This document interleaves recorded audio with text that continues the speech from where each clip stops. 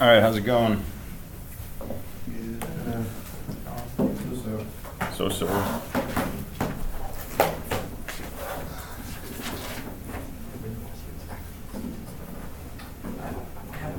So reminder, we have no class on Monday.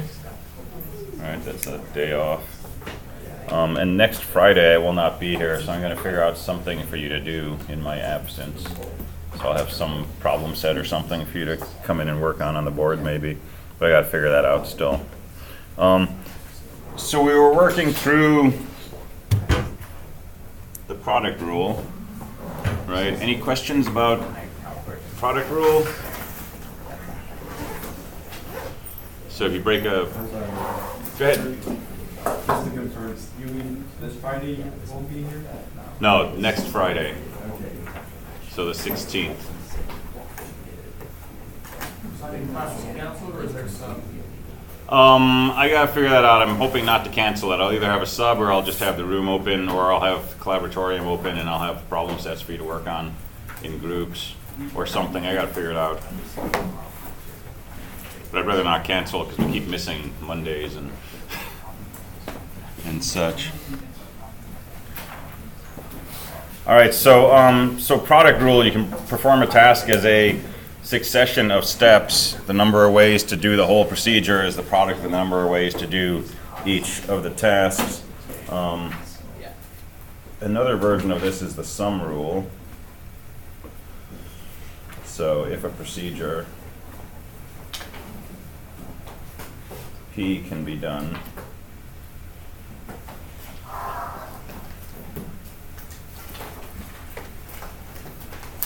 by performing either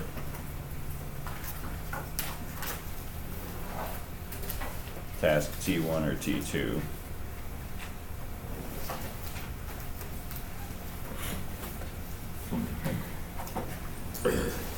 and as usual, T1 can be done in one ways.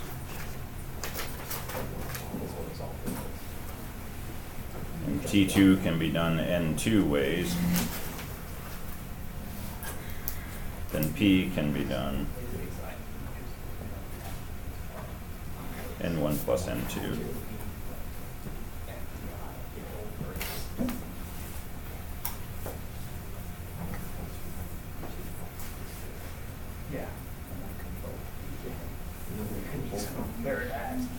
All right, question in the back? Sorry. Okay. So, for example, you're sending people to a conference, okay? And you need, this is an example. Send 5 people to a conference. And you're required to send 3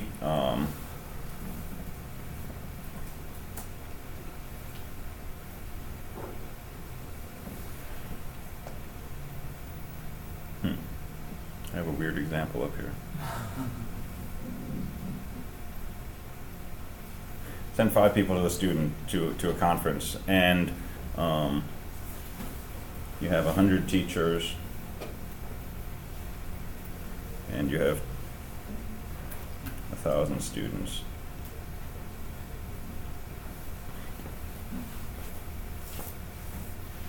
Well, let's send 1 person to a conference. Start off with that. If you're trying to send 1 person to a conference, and you can send a teacher or a student, and you have a total of 100 teachers and you have a total of 1,000 students. Okay? So your procedure is choose a person to go to the conference. And we want to know how many ways can you accomplish that procedure. And you can break this into 2 tasks, either of which you can do. Task T1 is select a teacher. Task T2 is select a student.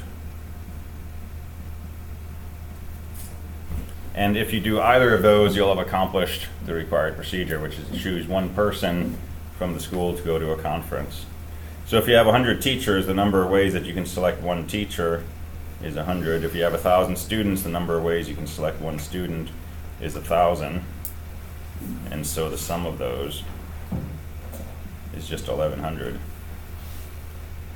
So that's a number of ways that you can choose somebody to go to a conference.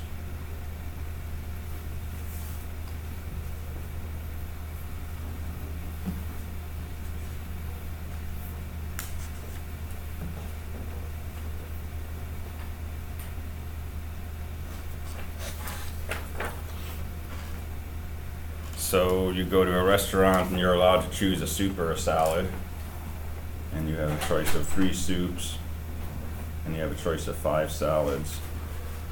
You get to pick one, right? So you can either choose a soup or you can choose a salad. So T1, pick a soup, and the number of ways you can do that is 3. T2, pick a salad, the number of ways you can do that is 5. So the total ways you can choose a side is either 3 or 5, so add them 8 possible ways. You can satisfy that procedure.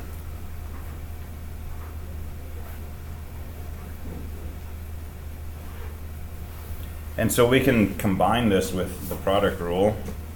So suppose you want to pick a variable name.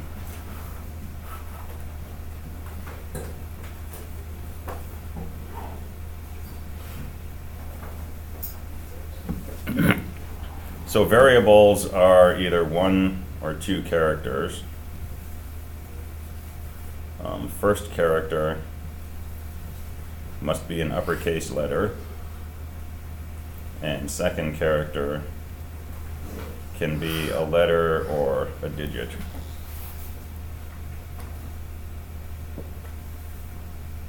And you want to know how many legal variable names there are, so how many ways can we pick a variable of this? Well, we can break it into a product rule, 2 tasks in succession. First task, pick the first variable, pick the first letter of the variable name. Second task, pick the second character of the variable name.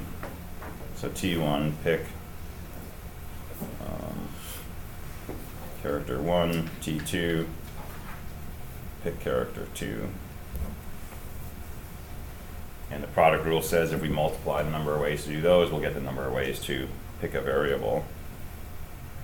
Well, if our first character has to be something from A to Z, there's 26 ways to do that. Our second character can either come from A through Z, or it can come from 0 through 9. So we can break that into 2 subtasks, either of which will accomplish our goal of picking a second character. So S1 says pick a letter. S2 says pick a digit. And so the number of ways we can pick a letter is 26. The number of ways we can pick a digit is 10. Since it's either, we can sum those. So N2 is 36 possibilities. So the total number of legal variables is just the product, 26 times 36.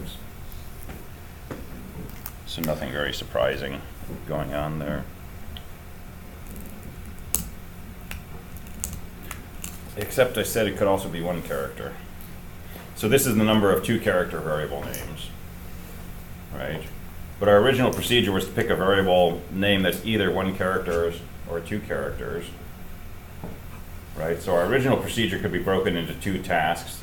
Let me call them A1 and A2. So A1, pick a 1 character variable. A2, pick a 2 character variable. Okay, so this is the number of ways that we can accomplish A2. But if we only want a single character variable, we know it's got to be a letter. The number of ways we can do that is 26, right? So A1 can be done 26 possible ways. So the total number of ways to pick a legal variable name of 1 or 2 characters is 26 plus 26 times 36.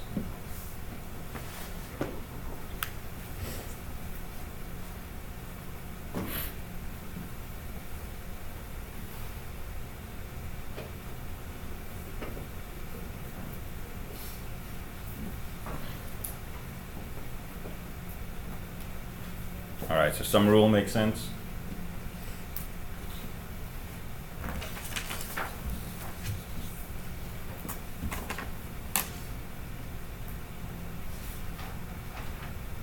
So let's talk about subtraction.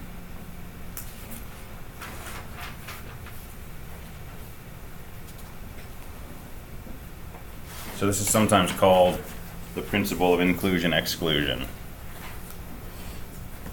And remember when we talked about sets, if A and B were finite sets, the number of elements in A union B was the sum of the number of elements in A and B minus the number of things in their intersection. Right? The reason being that if there's some element in both A and B, it gets counted twice when we add together the number of elements in A with the number of elements in B. So we have to subtract off one for each thing that's in both A and B. So this is an identity. And we can use this as follows. So here's a question.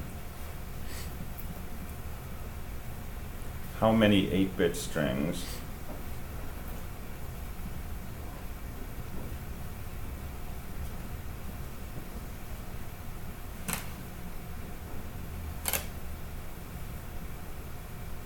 either start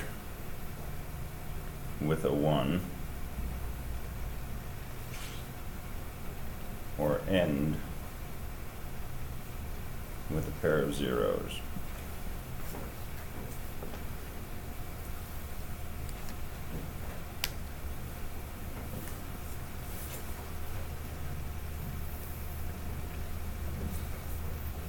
So we want 8-bit numbers that start with a 1 or end with 2 zeros.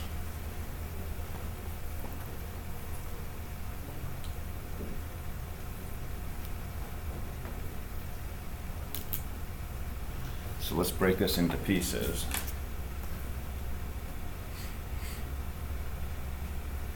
Let's just see how many strings start with a 1. So if a string starts with a 1, it looks like this in binary. It's a 1 followed by 7 bits that could be either zeros or 1s. So how many strings are there in this form that simply start with a 1? I think I heard it.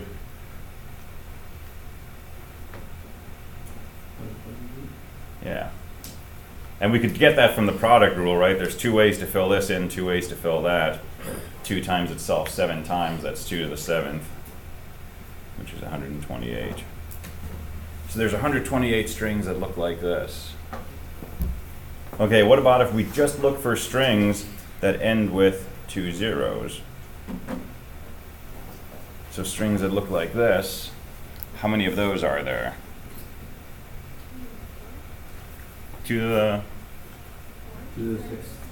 2 to the 6th, because we've got 6 blanks here we can fill in, right? So we can complete the procedure of finding a number in this form by first choosing this digit, this. 2 ways to do each of those, 2 times itself 6 times. That's 64. So if we add those up, we get 192. But that's actually more than the answer to our question. Why? Say again? 4. Yeah, we're counting some twice. For example,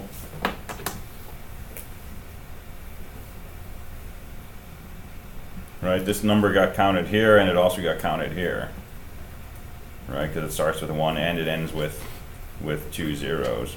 So we're double counting some things.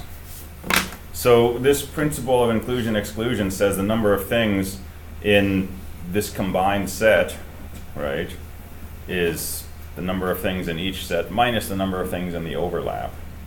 So if a number belongs to both of these sets, it has the following form. Starts with a 1, ends with 2 zeros. So how many numbers are there in this form?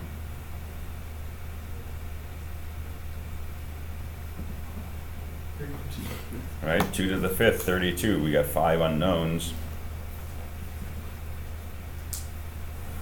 So if we subtract that from our original 160, there's your answer.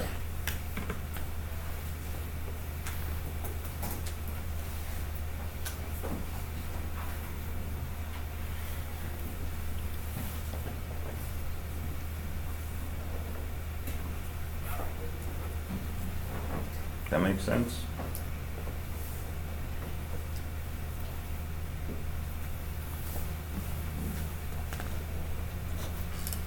All right. So new topic. Pigeonhole principle.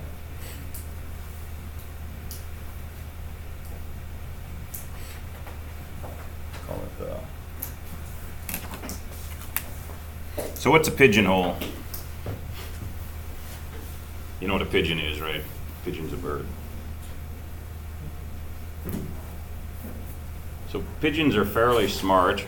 They've been used in research experiments. You can train them to do things. You can train them to play mastermind, apparently better than some humans. Which my friend was always telling me. I don't know what her point was, because I'm not good at mastermind. I don't know if she was making a point of that. But you can also train them to do things like deliver messages, right? So you can have a set of pigeons over here and a set of pigeons on the other side of town. You can train these pigeons to fly from one location to the other. And if you want to courier a message across town, you can attach a little message to one of their feet and send them across town or to another city maybe and send messages that way, right? So this has been done in the past. They also used them in war, unfortunately, to deliver things like explosives, which is not so cool. But so pigeonholes, right? Just picture a box with little dividers in it, right? And this is where these pigeons hang out. So here's a bunch of pigeonholes. The fact that it's pigeons in here is not really totally relevant to the subject matter, but I wanted to mention it anyway. So there's a box with 25 holes in it, and 25 pigeons can occupy this box, right? And the assumption is a box may be empty, but a box will not have 2 pigeons in it, okay, at most 1. So the maximum number of pigeons that could occupy this space would be 25, okay? So we're going to generalize that into the following. If k is a positive integer,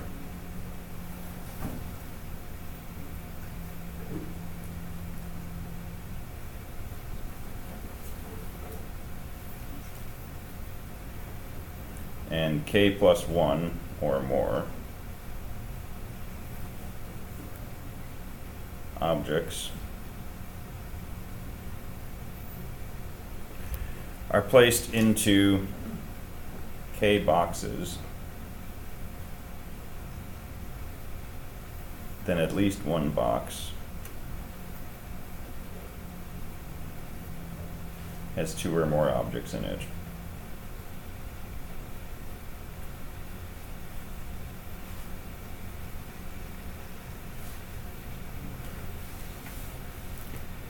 So you've got k boxes, k plus 1 objects, and you try to put objects into boxes. At least one box has more than one object in it. That's the whole statement of the pigeonhole principle. And it's common sense, right? If I pick 3 boxes and I have 4 pens that I want to put in these boxes, right? At most I can do this, and wherever I put that 4th pen, one of these boxes is going to have 2 things, right? I might put all my pens into one box and the pigeonhole principle is still satisfied. It says at least one box has at least 2 objects in it, right? What it's saying is that you can't somehow put all 4 pens into boxes and not have a box that's got more than one thing. Okay, that's all the pigeonhole principle is saying. And it's common sense. It's a little tricky to prove, but you can prove it with induction pretty easily. But it's common sense, right? If you've got 4 things and only 3 places to put them, you got to double up at least in one of these. And then if you know it's true for k, you can show it's true for k plus 1 with an inductive argument. But we'll take this as given. All right, but this sort of obvious sounding principle gives us the ability to make some fairly interesting statements. So examples, 27 people at a party, and their names come from the Arabic alphabet, A through Z, at least 2 people have the same first initial.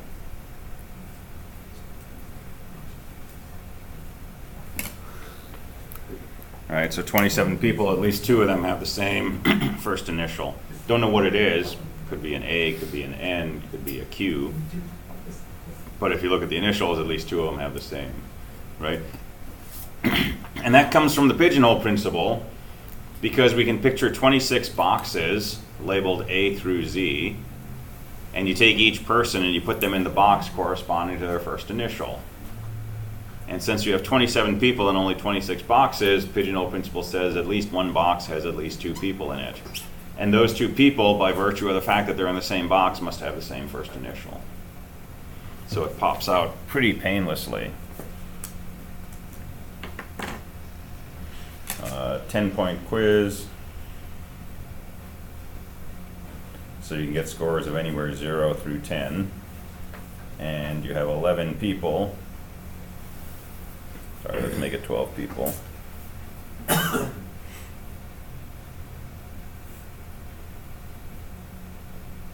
At least 2 students got the same grade.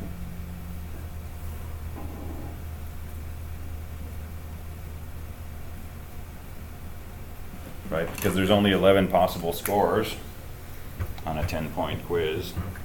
So make boxes labeled 0 through 10, put your 12 students into a box corresponding to their score. At least one box has 2 people in it, and so they must have gotten the same score, assuming they only get integer scores.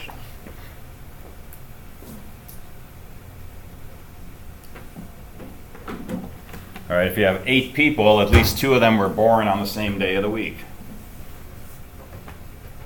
Right, how do you pigeonhole it? Make 7 boxes, label them with the days of the week, put each person in the box corresponding to the day they were born. The box has 2 or more people, everybody in that box was born the same day of the week. Get the idea? Okay.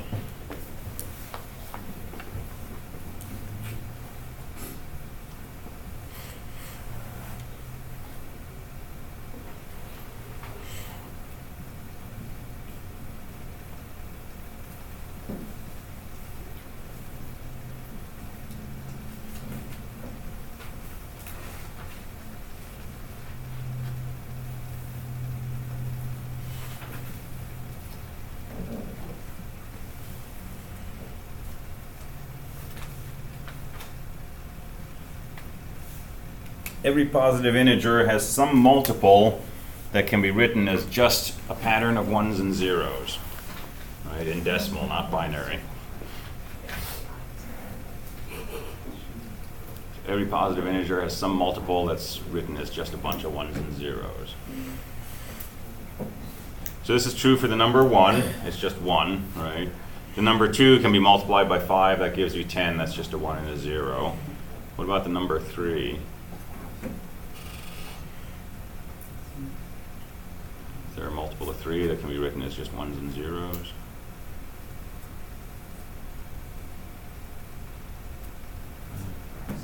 Yeah.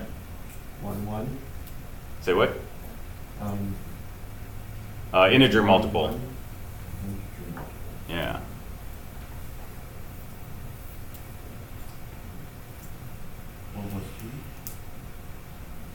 Multiple. So something you multiply, an integer you multiply 3 by, and the result is just a pattern of 1s and or 0s.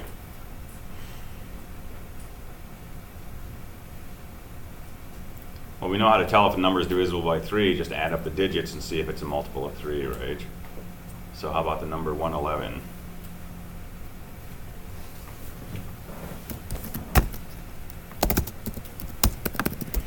I'm really being lazy. So 37 times 3 is 111. That's a pattern of 1s and 0s. 4 you can multiply by 25 and you get 100, that works. 5 you can multiply by 20. And the claim is you can do this for any positive integer. 17, there's some multiple of it that can be written as just a bunch of 1s and 0s. And it's not immediately clear that this is true, right? But we can prove it using the pigeonhole principle and some number theory. So let's prove this. With a little bit of hand waving maybe. So consider the numbers 1, 11, 111, 1,111, 11,111, and so on.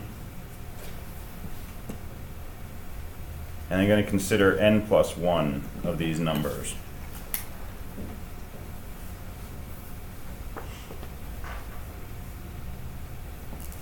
Okay, where n is the integer that we're working with. So I'm going to consider n plus 1 of these numbers, and I'm going to consider these modulo n.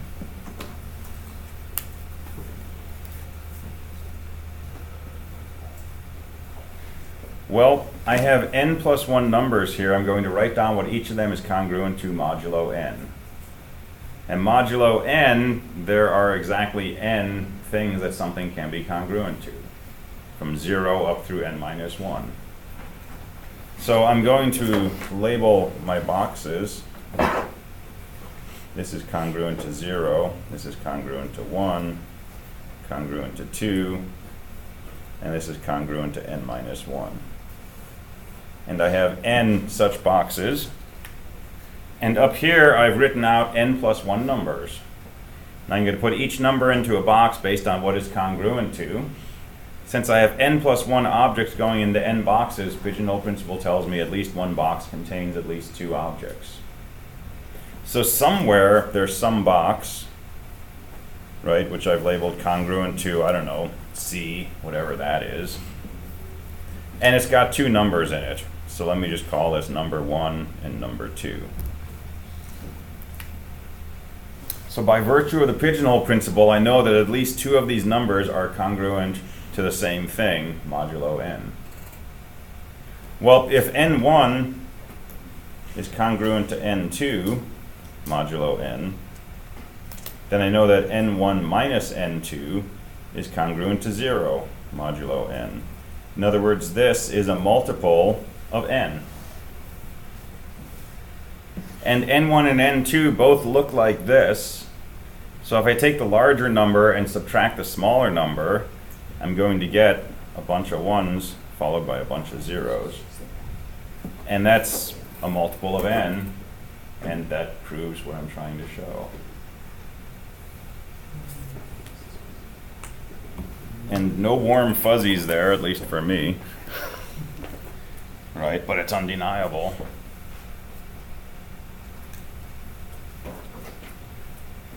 So let's find a multiple of 7 that's written as just a bunch of 1s and 0s. So we're going to look at the following numbers.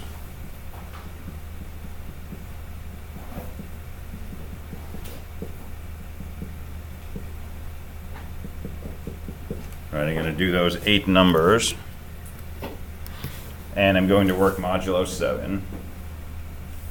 So 1 is congruent to 1. 11 is congruent to 4. 111. Oh, I can't do modulo here.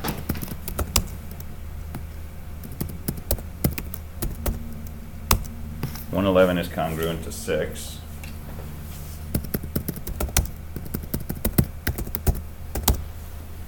One is congruent to 5.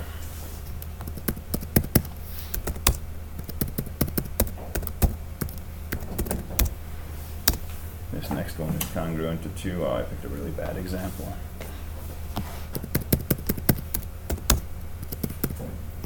And this is congruent to 0. Well, I could have stopped right there because that's a multiple.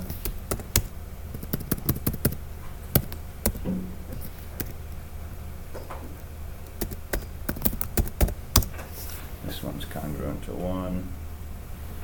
And this last one will be congruent to something. Well, I'll go ahead and do it.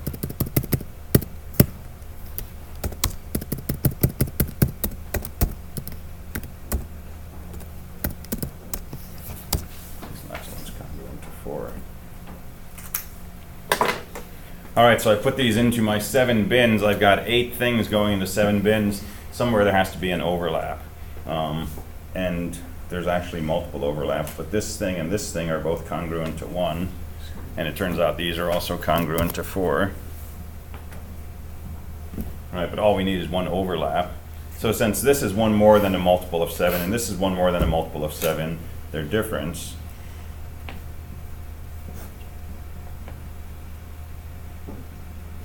is going to be a multiple of 7.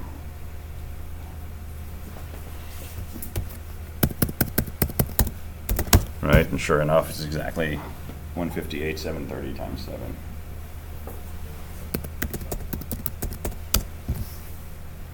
So there's a multiple of 7. That's just a pattern of 1s and 0s.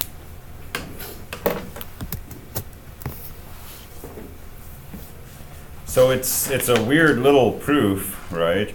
But it's typical of how a lot of these things using Pigeonhole Principle unfold. And the trick is really sort of figuring out what your buckets are going to be in such a way that when you place things into your buckets, you can use the overlap somehow to show what you're after.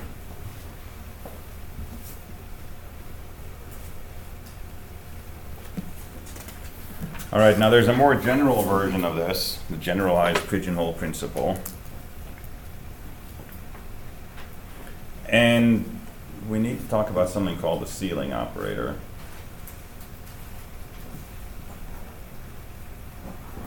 So we can write an X with these funny little symbols around it. And this is the smallest integer that's greater than or equal to X.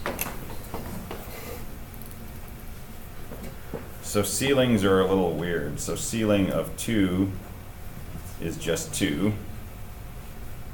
The ceiling of 2.1, what's the smallest integer bigger than or equal to 2.1? 3. 3.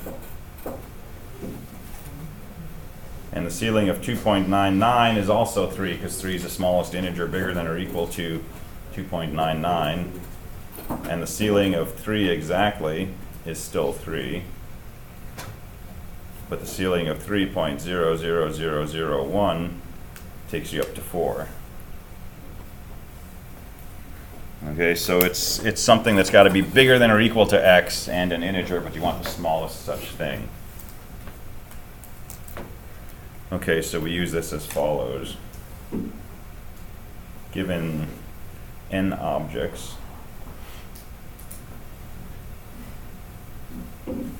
and k boxes, and you're placing your objects into boxes,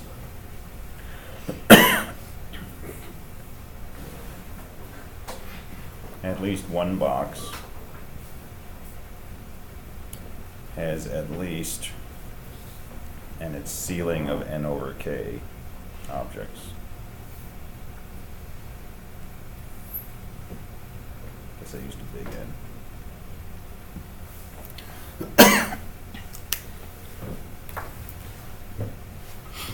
So if you have n objects and k boxes, take n divided by k, take the ceiling, you know that at least one box has that many objects in it.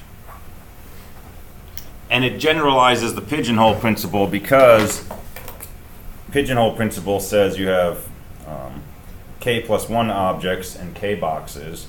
Well, k plus 1 over k is basically 1 plus 1 over k. That's something slightly bigger than 1, but less than 2. So the ceiling of 1 plus 1 over k is actually 2. So if you apply this to k plus 1 objects, k boxes, this tells you that at least one box has at least 2 objects, which is the original pigeonhole. But this is a more general form.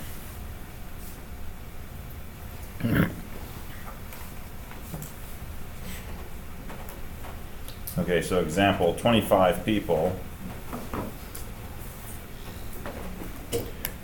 What's the minimum number of people from a group of 25 who were born on the same day of the week?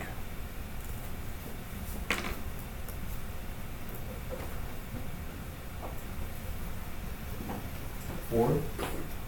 And how'd you get that?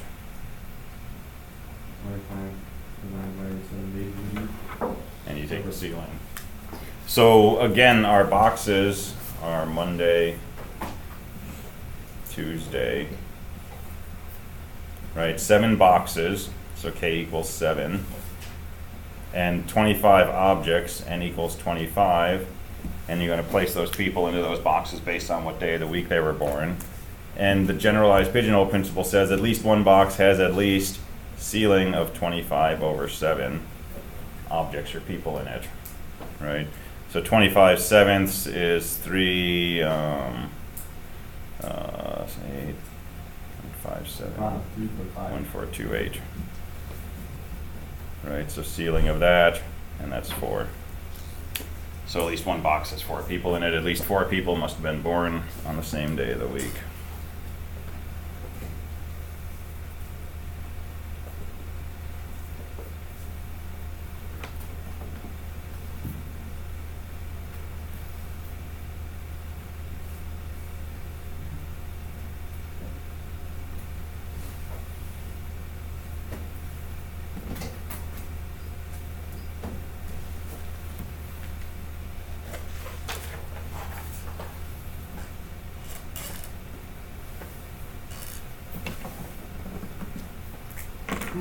Uh, 52 playing cards,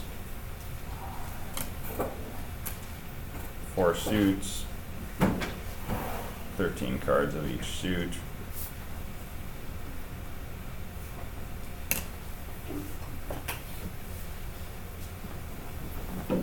How many cards?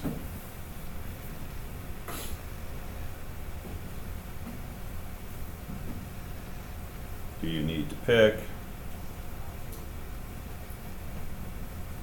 to guarantee you have at least 3 of the same suit?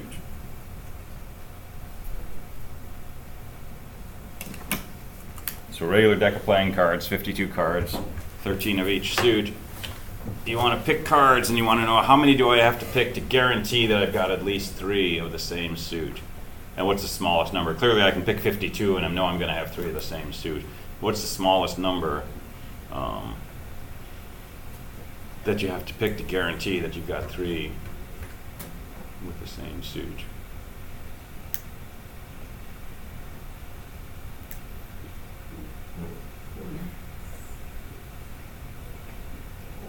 So what are our boxes going to look like?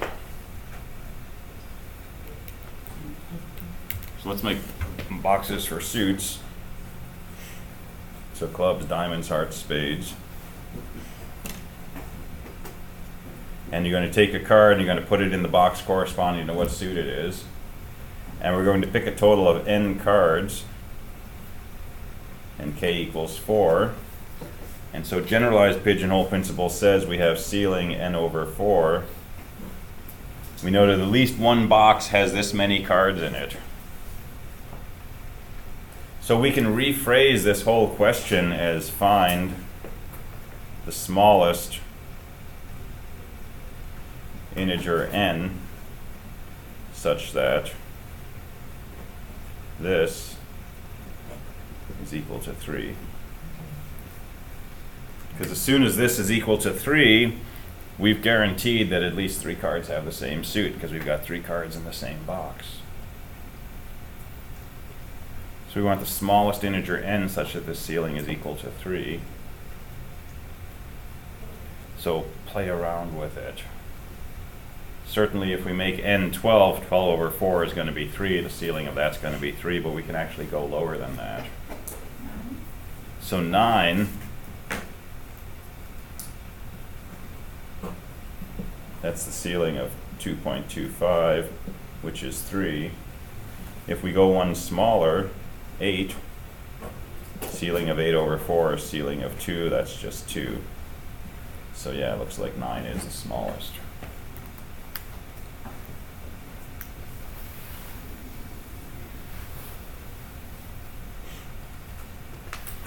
And you can kind of devil's advocate your way back to the answer sometimes.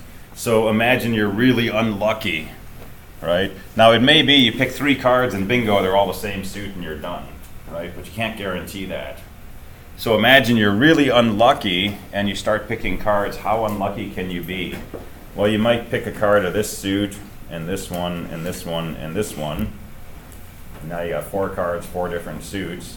Well, your 5th card is going to match one of these, so maybe that comes from here, and maybe your next one from here, and your next one from here, and your next one from here. And now you've picked 8 cards, and you've only got 2 of each suit. But now, as soon as you pick one more card, it's going to go in one of these buckets. It's going to match 2 other cards, right? So it's your 9th card, whichever suit it ends up being, you're going to end up with 3. So kind of worst case is 9, which is another way of saying that 9 will guarantee that this is satisfied.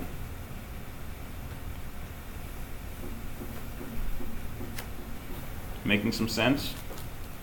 These are inherently kind of quirky problems, right? The reasoning is somehow a little bit sideways sometimes.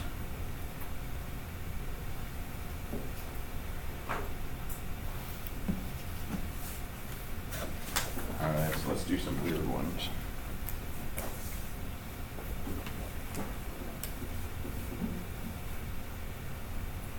So given n plus 1 positive integers,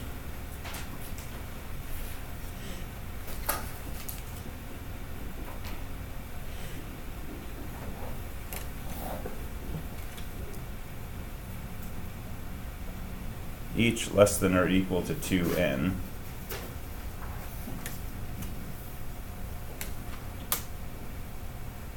at least 1 divides another.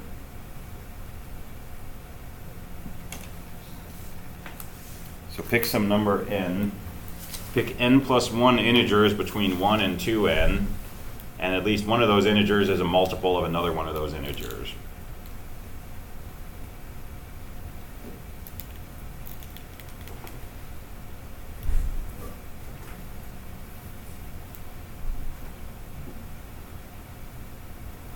And we can try this.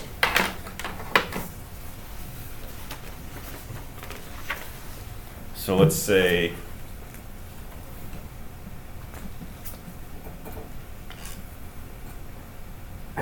n equals 5. So we want to pick 6 integers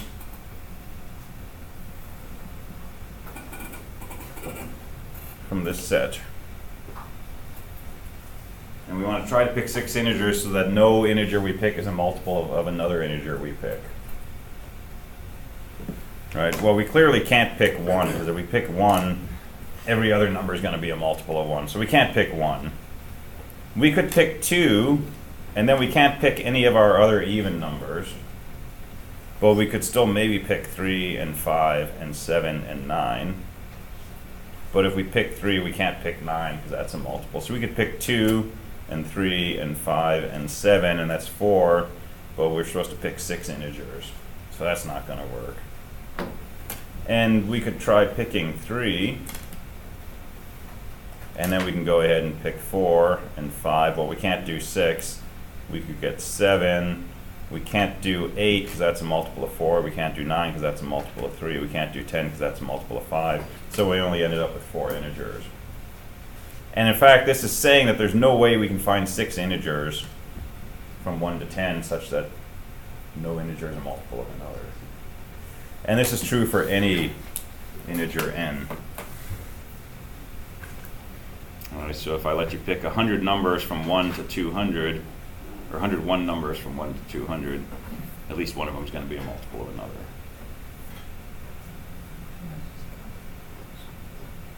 And we can prove this with the Pigeonhole Principle.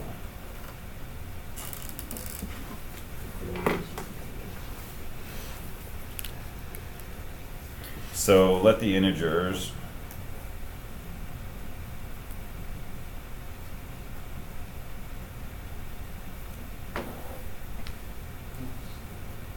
let's just call them A1, A2 up to AN plus 1.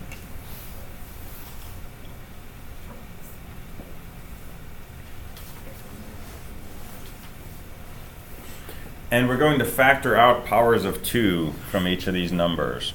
If the number is odd, it'll be 2 to the 0. But if it's divisible by some power of 2, we're going to factor that out. So let's write A1 equals 2 to some I1 times Q1. A2 equals 2 to some power I2 times Q2, and so on. AN plus 1 equals 2 to the IN plus 1 times Qn plus 1.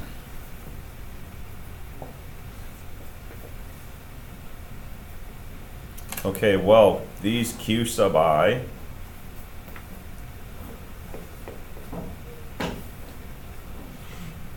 they must each be odd. Because if this is divisible by 2, we would have pulled out that 2 and bumped up the exponent. Right? So these are odd numbers, and they have to be less than or equal to 2 times n. Because the AIs themselves are less than or equal to 2 times n.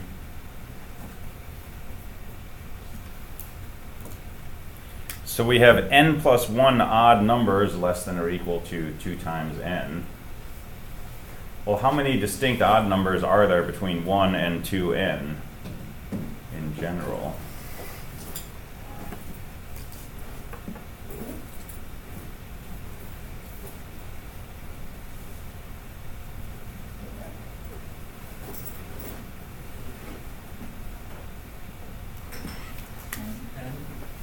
Turns out to be n. Right, so for example, if n equals 5, 1, 3, 5, 7, 9, there's 5 odd numbers. If n was equal to 10, 1, 3, 5, 7, 9, 11, 13, 15, 17, 19. Right, so there's n odd numbers between 1 and 2n, and here we have n plus 1 odd numbers between 1 and 2n. So label our buckets according to these odd numbers, and place your QIs into whichever box is the corresponding odd number. And Pigeonhole Principle tells us that 2 of these things will end up in the same bucket, which means 2 of these odd numbers are going to be identical. Right? So for some, I don't know, let's call it x and y, q sub x is equal to q sub y. Right, so at least 2 of these things are the same. Well, if you look at the corresponding a sub x, that's a power of 2 times qx, and a sub y is a power of 2 times qy. And qx and qy are the same.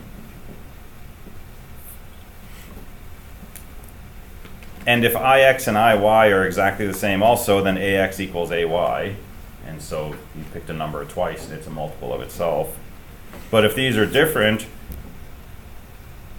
take the smaller one and the larger one, right? And this larger one is simply a power of 2 multiplied by the smaller one, which means ay is a multiple of ax.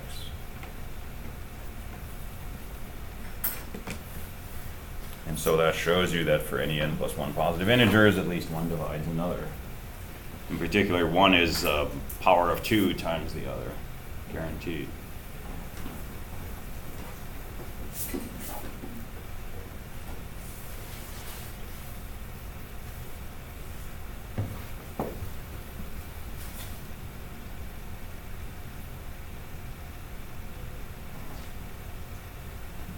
Okay, so those are a little weird, but any questions about those? Yeah. This is kind of, so does this compare to the birthday paradox, to where it's like, I think there's a minimum of 86, if you have 86 people, you have a 100% chance of 2 people having the same I birthday? think you can probably get there. But 86 people, same birthday, like month and day? Yeah. It's more than that, because you can definitely find 86 people with different birthdays.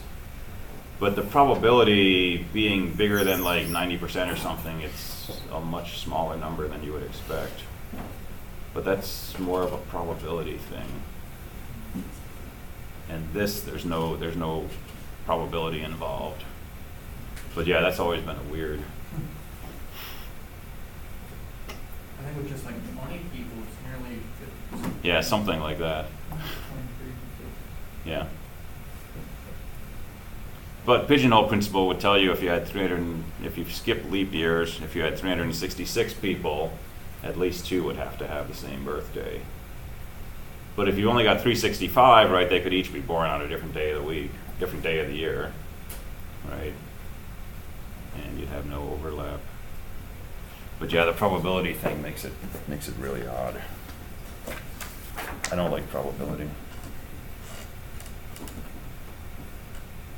You know what bothers me about probability? One of the things that bothers me about probability, flip a coin, right? Could come up heads, could come up tail, it's like 50-50, right? So if it's a perfect coin, you flip a coin 1,000,000 times, that rule basically says you should get like 500,000 heads, 500,000 tails. The chance of that happening is just about 0, right? Almost impossible that you're gonna get exactly 500,000 heads, 500,000 tails. Even though by one way of looking at it, that's what should happen, right? But it's much more likely you're gonna get something close to that, but not exact. That kind of worries me a little, but not as much as other things. All right, other questions, comments? Ready to leave behind pigeons? All right, so permutations and combinations.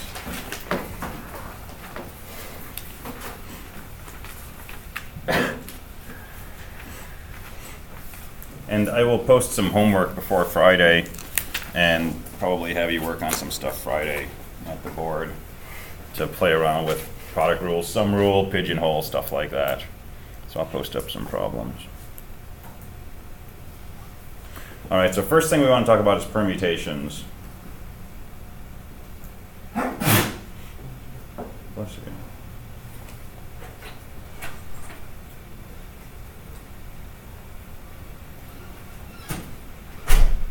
So permutation is an ordered arrangement of objects.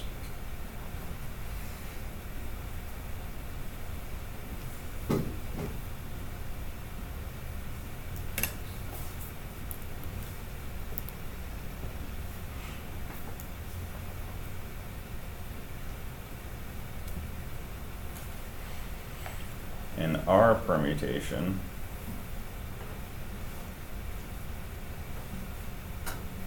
is an ordered arrangement of R objects.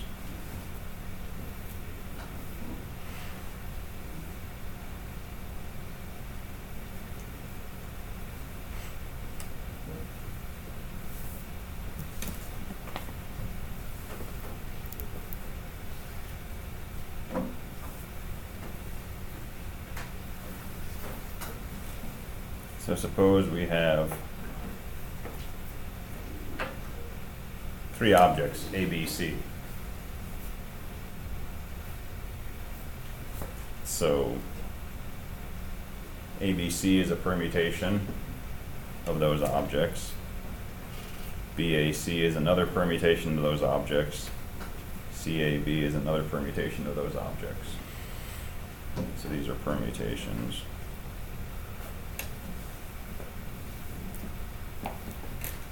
Right? AC would be an example of a 2 permutation. So would AB, so would BA. Right? And the order is significant. So we're not just choosing objects from the set, we're placing them in a particular order. So the 2 permutation AB is different from the 2 permutation BA.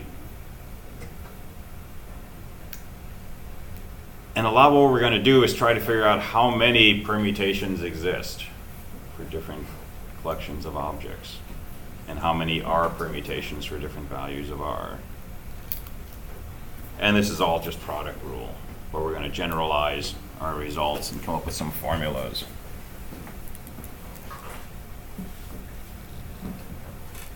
So for example,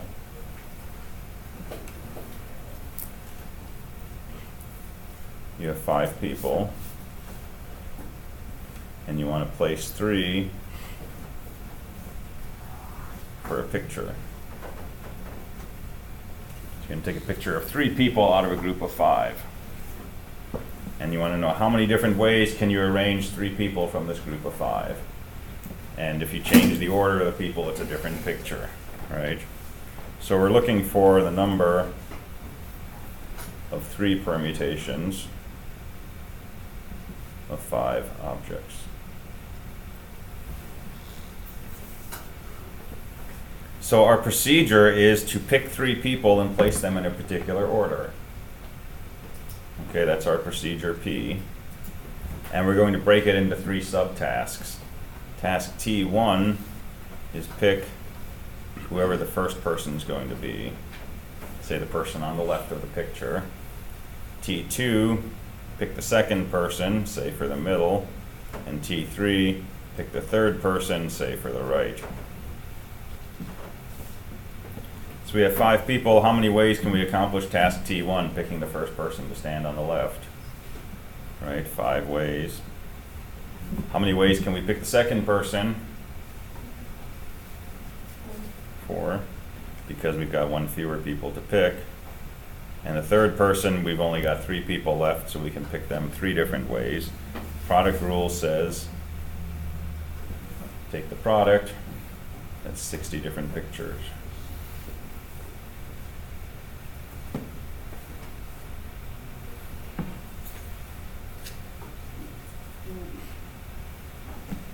Okay, so let's generalize that.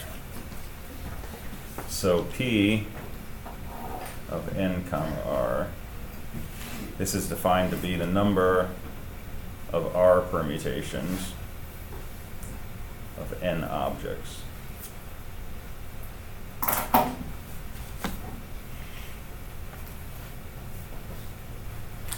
And we can break this down into a set of tasks. Task 1 says pick the first object, first in whatever ordering. T2, pick the second object, and so on up through TR, pick the rth object. Number of ways we can pick the first object is n. Number of ways to pick the second object is n minus 1.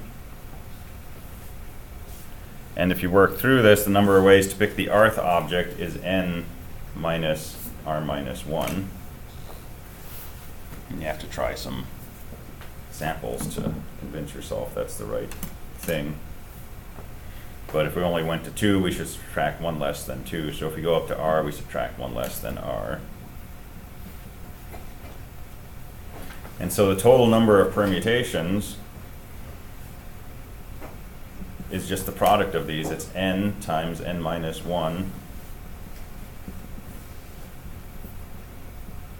all the way up through n minus r minus 1.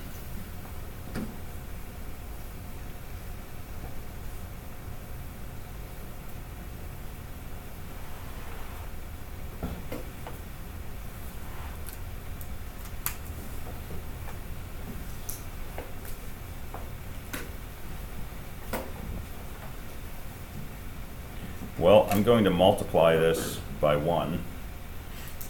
I'm going to multiply it by 1 in the following form.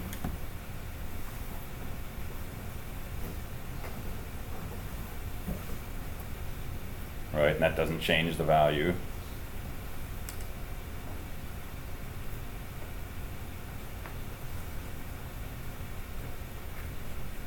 And this doesn't change the value.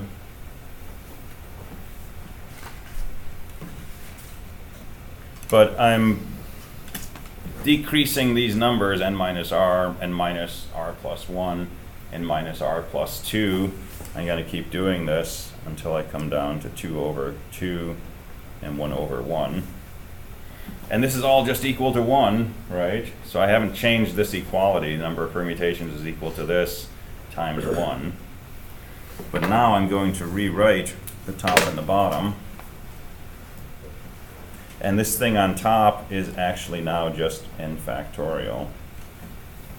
And this thing on the bottom is actually just n minus r factorial.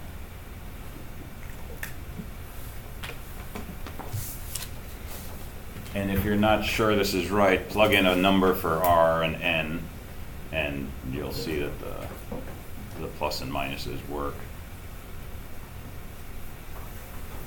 So we have a formula for the number of R permutations of n objects, which is just n factorial over n minus R factorial.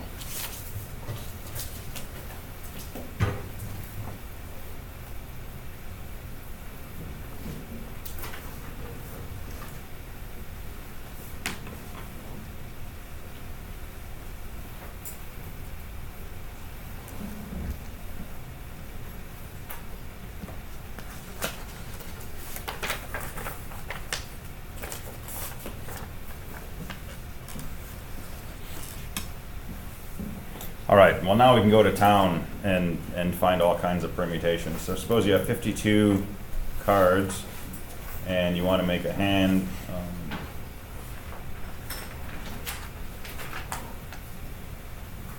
Make an ordered hand of 5 cards.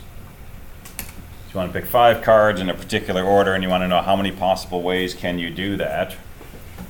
Well, that's the number of 5 permutations of 52 objects. And that's 52 factorial over 47 factorial. And your calculator may blow up if you try to do 52 factorial. But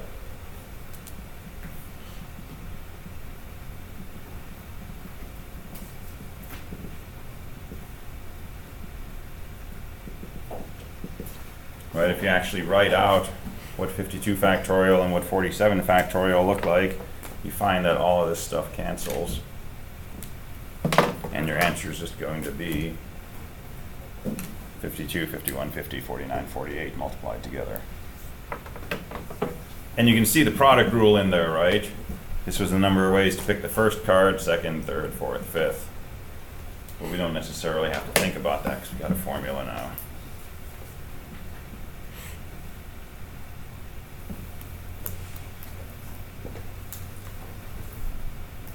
All right, you've got an Olympic event, you've got 10 athletes, and you've got 3 medals, bronze, silver, and gold. And so you're going to award these based on the order in which people finish. So you want to know how many ways can 3 people out of 10 cross the finish line where the order is important. And it's just the number of 3 permutations of 10 objects. So 10 factorial over 3 factorial.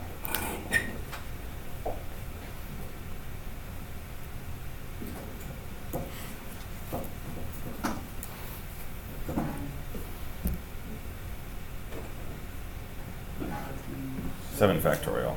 Not bad. Thank you. Right, your good old 8 times 9 times 10.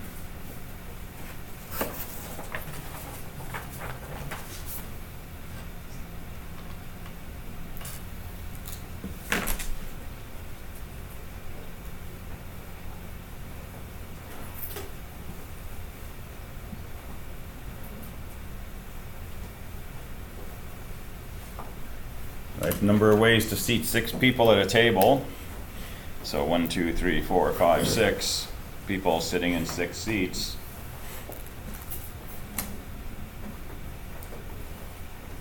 It's the number of 6 permutations of 6 objects. And what does P66 look like?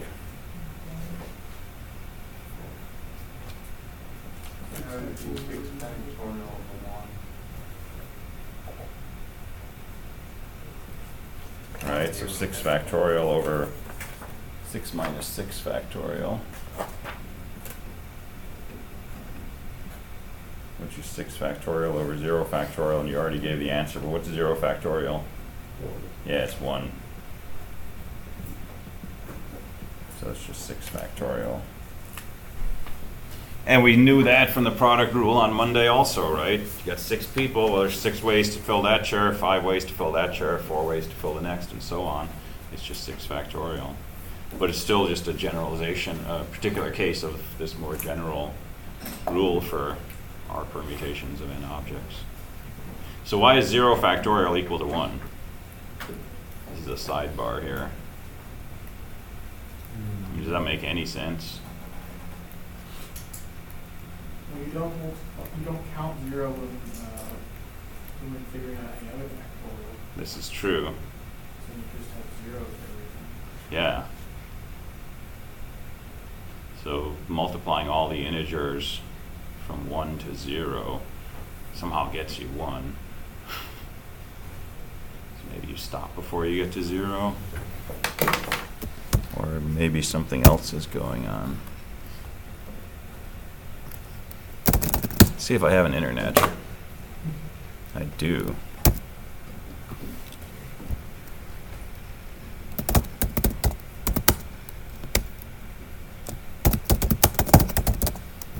I'm going to switch gears here for a minute because we're going through a ton of stuff. So there's this thing called the gamma function.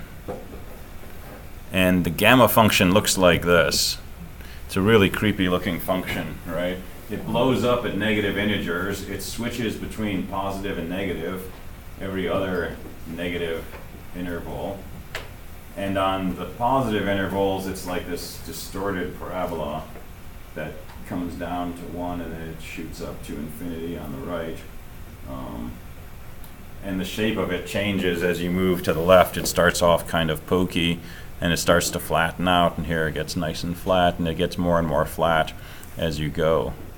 And the definition of the gamma function is this weird looking integral, right? So it's an infinite integral of x to the z minus 1 times e to the minus x. And that's a little weird. But it has this property that gamma n is equal to n minus 1 factorial if n is an integer, positive integer, right? So it turns out that if you want to find 0 factorial, you can claim that factorials are really the gamma function, and if you plug in n equals 1, that should be equal to 0 factorial, and over here at n equals 1, the gamma function has a value of 1. So that's one excuse why 0 factorial is equal to 1. So it's this idea of analytic continuation, taking a function that's only defined, say, on some numbers like positive integers, but finding a function that matches it at those points, and then you can sort of extend that definition of the function to be whatever this larger function is, like the gamma function. It gets you into some strange situations, but it happens a lot in math. So, and it's also got this property, which is why it works for positive integers. All right, which will not be on a test. Won't be on one of my tests.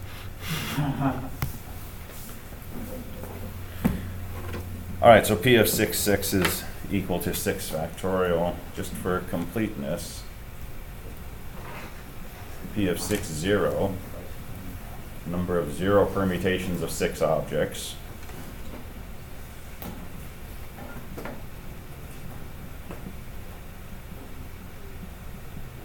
All right, that's going to turn out to be equal to 1. Because how many ways can you pick 0 things from a set of 6 objects? Well, there's one way, which is I just pick nothing. And that's a little edgy, but it works.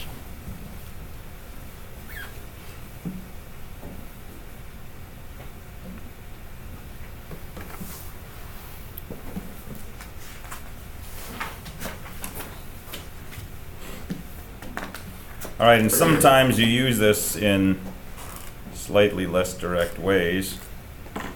So, number of permutations of these letters.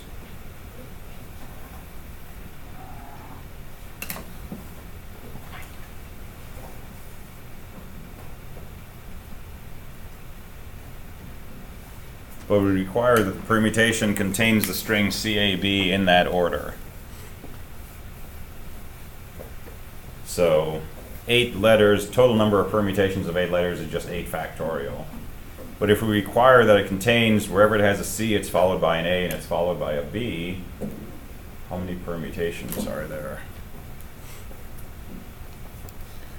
And you can fill up a sheet of paper trying to solve this, but there's a really easy way to tackle this, which is just find the number of permutations of D, E, F, G, H, and CAB. And we've got 6 objects, so it's just 6 factorial.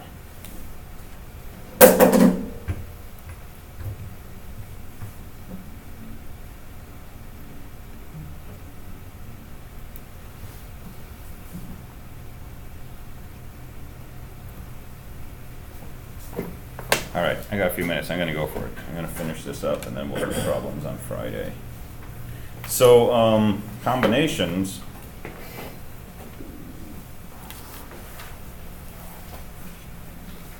So combinations are unordered arrangements.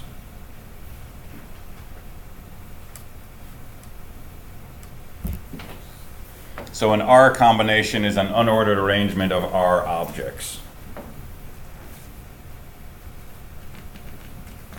So for example, pick 3 people from a group of 4. And we don't care about the order in which you pick them. You're just going to pick 3 people and you're going to toss them in a room. And the order in which you pick them does not affect your combination. So to use the product rule, we have this succession of tasks, right? So if order was significant, we have 4 ways to pick the first person, 3 ways to pick the second, 2 ways to pick the third, which is 24. But since order doesn't matter, if we pick person A, B, C, that's the same combination as if we pick person B, A, C, or person C, A, B, or person C, B, A, right? The order is irrelevant. So we need to divide this by the number of ways we can arrange those 3 people.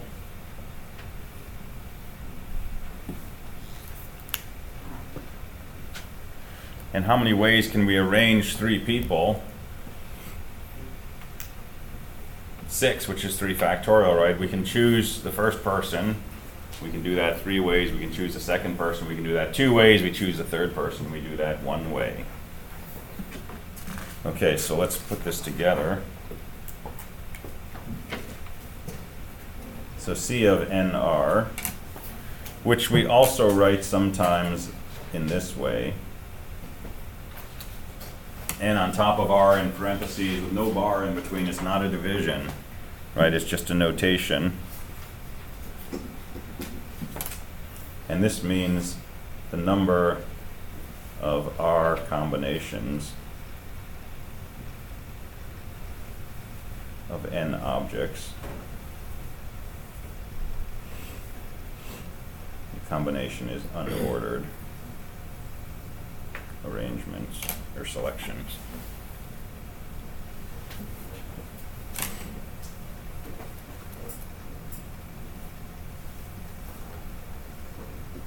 Well, this gives us the number of permutations. That's paying attention to order. But every possible order of those R objects is being counted as separate, right, when we're talking about permutations. So we need to divide this by the number of ways we can rearrange those R objects, which is just R factorial.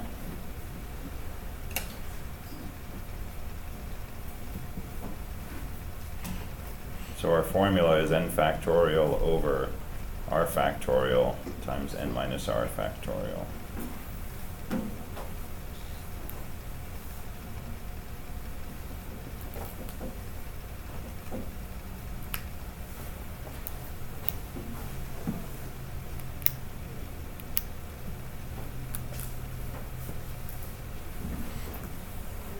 All right, so permutations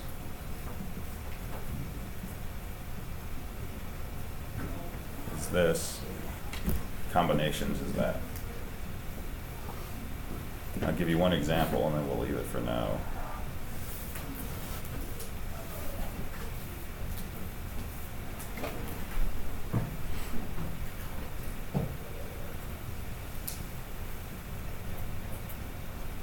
you're playing poker, you've got 52 cards, they're all distinct. You want to know how many 5-card hands are possible. And it doesn't matter in which order you drew those 5 cards. All that matters is what are the 5 cards that I have in my hand. So it's a combination question. We want to know how many ways can we pick 5 things from a set of 52 if we don't care about the order of those 5 things. And we just plug and chug. It's 52 factorial over 5 factorial times 47 factorial.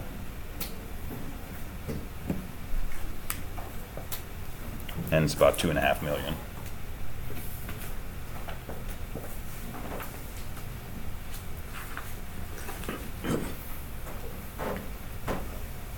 All right, so I'll leave it with that. I'll post some questions probably tomorrow, some homework questions, and we'll play with those on Friday at the board.